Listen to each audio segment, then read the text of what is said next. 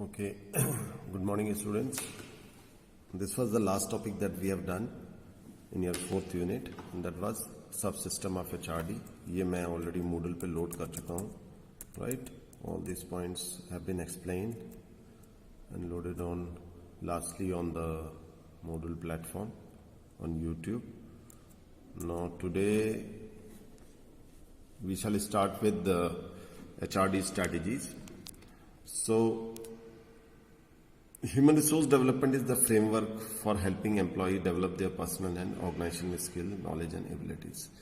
Ultimately, the aim of HRD is to develop the competencies of the human resources. That is through their skill, knowledge and ability.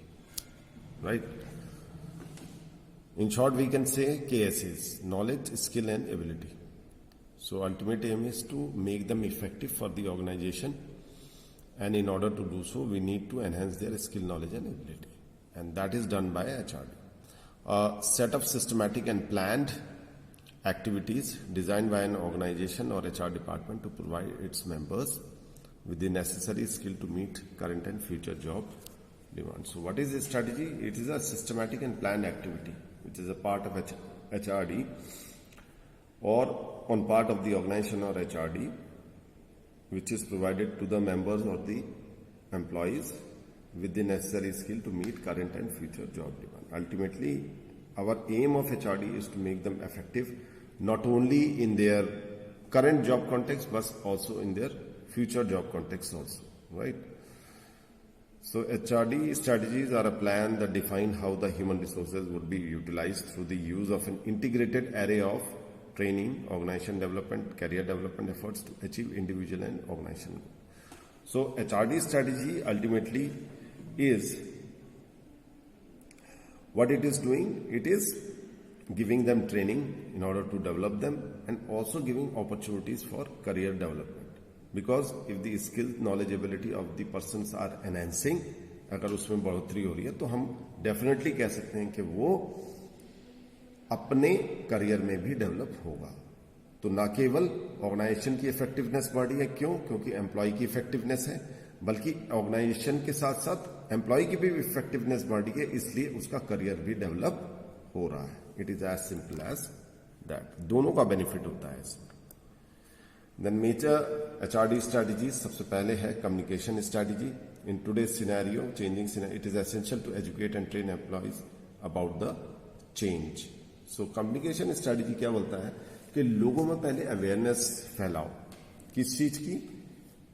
जो environment में और business environment में और उससे related factors में जो changes आ रहे हैं, इकोनॉमिक एनवायरनमेंट, पॉलिटिकल एनवायरनमेंट, ठीक है, सोशियो इकोनॉमिक एनवायरनमेंट, इन सब की जानकारी देनी बहुत जरूरी है. क्योंकि देखो, डेवलपमेंट के लिए इंसान तैयार तभी होगा ना जब उसको पूरे एनवायरनमेंट की नॉलेज होगी.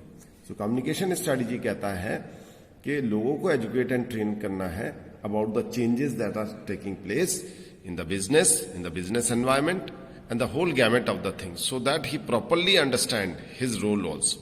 अल्टीमेटली कम्युनिकेशन स्ट्रेटजी का मतलब क्या है कि लोगों को सारी जानकारी कम्युनिकेट करो जो कि बिजनेस को इफेक्टिव बनाए और जो एनवायरनमेंट से रिलेटेड है, so that the person is able to enhance himself also and to change himself also, right.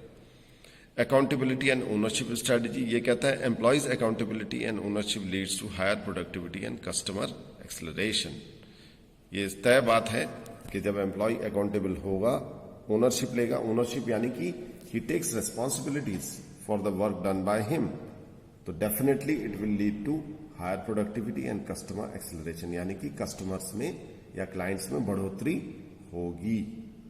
और ये तभी है, देखो, एक होता है कि हम जबरदस्ती काम कर रहे हैं, किसी के जोर दबाव. दूसरा है कि हम अकाउंटेबिलिटी है, हमारी जवाबदेही है, हम ओनरशिप ले रहे हैं, यानी कि हम रेस्पॉन्सिबिलिटी ले रहे हैं अपने काम की और डेडिकेशन के साथ काम कर रहे हैं. तो उसका जो नतीजा होता है that definitely leads to higher productivity, क्योंकि हम वॉलंटरली अपनी इच्छा से अपना कंट्रीब्यूशन अच्छी तरह से कर रहे हैं अपने वर्क में. और साथ ही साथ क्या होता है, कस्टमर एक्सेलरेशन, यानी कि कस्टमर डेटाबेस भी बढ़ेगा. हमारा जो कस्टमर बेस है वो भी हमारा बढ़ेगा, right. Then quality strategy. Quality needs to be fostered in the employees through training and development. देखिए, अल्टीमेटली क्वालिटी ऑफ सर्विसेज जो है बच्चों, वो सबसे डिटरमाइनिंग फैक्टर होता है आज की दौर में खुद को सरवाइव करने के लिए और फर्दर फ्यूचर में ग्रो करने के लिए। सो क्वालिटी स्ट्रेटजी इस बात को एम्फसाइज कर रही है कि सारे जितने एम्प्लॉयज हैं they are quality conscious and they make their effort in their job profile in a way that somehow or the other they are enhancing the quality of the product or the services. जब सबकी सोच एक सी होगी, quality oriented होंगे, तो naturally सबका effort भी वैसा ही होगा, जो चाहे वो किसी भी डिपार्टमेंट का ऑर्गेनाइजेशन में, और सबका जो मिला जुला the collective effort will definitely lead to the quality improvement and the betterment of the organisation and its progress, right. उसके बाद है cost reduction strategy. Every employee contributes in saving is crucial as small contribution from each employee can be pooled by organisation to save substantial saving at the end of a given period and enhance its competitive strategy. बहुत ही simple है, बूंद बूंद से सागर बनता है। तो अगर हर व्यक्ति अपने ही ऑर्गेनाइजेशन के पार्ट का हिस्सा बनते हुए if he goes for a cost cutting at the shop floor level, at the managerial level, at the executive level, तो नेचुरली ऑर्गेनाइजेशन के पैसे बचेंगे and it will add to the revenue of the organisation. तो ये भी एक strategy है जहां एम्प्लॉयज को सिखाया जाता है कि how to minimize the cost, how to reduce the cost और minimize it in order to contribute in the saving for the organization, right. इसके बाद है entrepreneurship strategy. As the name suggest, entrepreneurship यानी कि ओनरशिप ली जाएगी। Every employee needs to be an independent entrepreneur. जैसे हम एक इंडिपेंडेंट बिजनेसमैन होते हैं तो हमारा टोटल एफर्ट अपने बिजनेस को मैनेज करने में लग जाता है, ठीक है। उसी तरह से अगर एम्प्लॉय की सोच ऐसी होगी तो आप सोचो उसका कंट्रीब्यूशन कितना अच्छा होगा। तो who can generate ideas and bring them to reality. अच्छे आइडियाज, इनोवेशंस करे जाएं, ठीक है। और अपनी ओनरशिप लेते हुए ये नहीं सोच होनी चाहिए कि हम एक एम्प्लॉय है, हमारा तो बस इतना सा रोल है, बल्कि हम लार्जर रोल के लिए तैयार हैं और उसको निभा रहे हैं एंटरप्रेन्योर के नजरिए से, यानी कि from the view point of being a entrepreneur, not only as a employee, right. In a restricted, we are not restricting ourself, we are exploring as an entrepreneur with new ideas, ठीक है, and bring them to reality by using existing resources. Existing resources का इस्तेमाल करते हुए उनको realise करना, जो ideas हमारे दिमाग में आ रहे हैं, and support the organisation to create innovation and creative products and services. Ultimately ideas से ही पूरी दुनिया चलती है। बिजनेस में आइडियाज और इनोवेशंस की बहुत जरूरत है आज के बदलते दौर में। तो हर एम्प्लॉय अगर अपनी एंटरप्रेन्योरशिप की जो क्वालिटीज हैं उसको शो करेगा या इंप्लीमेंट करेगा तो नेचुरली नए आइडिया, सभी के पास कुछ ना कुछ अपने डोमेन एरिया के आइडियाज होते हैं और वो सिग्निफिकेंटली कंट्रीब्यूट कर सकते हैं for the betterment of the organisation. तो ये एंटरप्रेन्योरशिप स्ट्रैटेजी हो गई कि जहां हर बंदा एंटरप्रेन्योर की तरह सोच के इनोवेशन और नए आइडियाज देता है जिससे कि ऑर्गेनाइजेशन डेवलप होता है। Then culture building strategy, organization valuing its employees have a sustainable competitive edge over competitors because employees are highly charged. Culture का मतलब है जो माहौल है। अगर माहौल बहुत पॉजिटिव होगा, प्रोग्रेसिव होगा, हेल्पिंग होगा, कोऑर्डिनेटिंग होगा, आपस में सहयोग करके पूरी ऑर्गेनाइजेशन को आगे बढ़ाने के वाला होगा तो नेचुरली ऑर्गेनाइजेशन को कोई रोक नहीं सकता। तो कल्चर, चूंकि कल्चर दिखाई नहीं देती है, कल्चर कहाँ दिखाई देती है? जो हमारा वर्क आउटपुट होता है, the way people relate to each other, the way they coordinate and cooperate and contribute in the well-being of the organization, उससे हमें कल्चर दिखाई देता है। कल्चर कोई ऐसी चीज नहीं है जो हवा में लटकती हुई दिखाई दे, बल्कि आप उस चीज को महसूस करते हैं अगर आप उन लोगों के साथ उठे हुए बैठे हुए कि वहां का माहौल क्या है, माहौल प्रोग्रेसिव है या रेट्रोग्रेटिव है, या आपको पता लग जाएगा। आप किसी भी ऑर्गेनाइजेशन में विजिट करो, for some time you will get to know what kind of culture it is having. तो वो कह रहा है कि ऑर्गेनाइजेशन की values is employees have a sustainable competitive edge, यानी कि वो ऑर्गेनाइजेशन जो अपने कल्चर उनका है कि अपने एम्प्लॉयज को वैल्यू करते हैं, उनकी कीमत समझते हैं, उनको वैल्यूएबल एसेट मानते हैं, ह्यूमन रिसोर्स एसेट मानते हैं, तो उनका सस्टेनेबल कम्पिटिटिव एडवांटेज होता है क्या, जहां लोगों की कदर होती है, लोगों की वैल्यू होती है over their competitors, because employees are highly charged, क्योंकि वो बहुत मोटिवेटेड हैं, उनको पता है their organization is taking very good care of them and their contribution is very good, they are charged, they are contributing with the best of their abilities. So ये भी एक स्ट्रैटेजी है जो ऑर्गेनाइजेशन को तरक्की के रास्ते पे ले जाती है, right. Then systematic training strategy, ये एक और स्ट्रैटेजी है। Planning and organisation of formal on job training and off the job, जो आप ऑलरेडी जानते हैं, leads to improving vital employee characteristics, build and sustain appropriate work culture and bringing more professionalism in action। Systematic training strategy में क्या होता है बच्चों कि देखिए हर टाइप के एम्प्लॉय की एक ट्रेनिंग नीड होती है जो कि एचआरडी डिपार्टमेंट देखता है, ठीक है।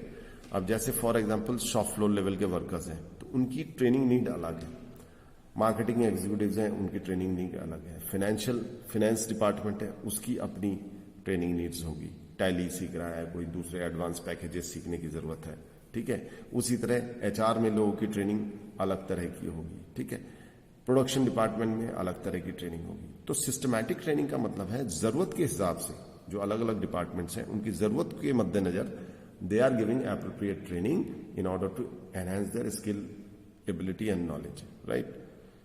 और चूंकि ये off the job on the job दोनों तरह के ट्रेनिंग प्रोग्राम्स को इनकॉर्पोरेट करते हुए किया जाता है। ऑब्वियसली अब मार्केटिंग एग्जीक्यूटिव को हर चीज क्लासरूम में नहीं सिखाई जाती, उसको ऑन द जॉब मार्केट में जाके कोई सीनियर बंदा उसको गाइड करे फॉर एग्जाम्पल, ठीक है। अलग अलग ट्रेनिंग स्ट्रैटेजी अलग अलग level and hierarchy of the employees के लिए की जाती है और जब ये पूरे ऑर्गेनाइजेशन में परमिएट होती है एज अ स्ट्रैटेजी तो इसके डेफिनेट अच्छे नतीजे आते हैं। Learning strategy, last but not the least, continuous development and learning environment promotes self-development of the employees of self and by self। यानी कि खुद से और खुद के द्वारा ही लर्निंग डेवलपमेंट हो सकती है अगर एक लर्निंग एनवायरनमेंट क्रिएट किया जाए। देखिए लर्निंग ऑर्गेनाइजेशन क्या होता है, ये एक बड़ा ही एडवांस कंसेप्ट है, थोड़ा सा इसका हम लास्ट यूनिट में 5th यूनिट में भी मैं बताऊंगा। लर्निंग ऑर्गेनाइजेशन वो होता है बच्चों जो नई नई चीजें रोजमर्रा में हर एम्प्लॉय सीखता है, ठीक है, और उसकी चाहत ही always likes to develop new thinking, new ideas, new visions and tries to incorporate it in his work. और जब ज्यादातर लोग, कल्चर कैसे बनता है जब किसी चीज को ज्यादातर लोग फॉलो करते हैं, जब इस तरह का लर्निंग माहौल पूरे ऑर्गेनाइजेशन में होगा तो एक ना एक दिन वो लर्निंग ऑर्गेनाइजेशन बन जाएगी। So collectively, individual learning of the employees contributes in making the overall organization to be called as a learning organization. So these were all your strategies of ये वाला हमारा टॉपिक है HRD strategies जो हमने ये किया है। इसके बाद कुछ पॉइंट्स हैं गोल्स ऑफ HRD, हालांकि ये हम पहले कर चुके हैं, इसको हम आप लोग देख सकते हैं, हालांकि ये पॉइंट हमारा हो चुका है, right. So we will end our lecture here and we will continue in next lecture.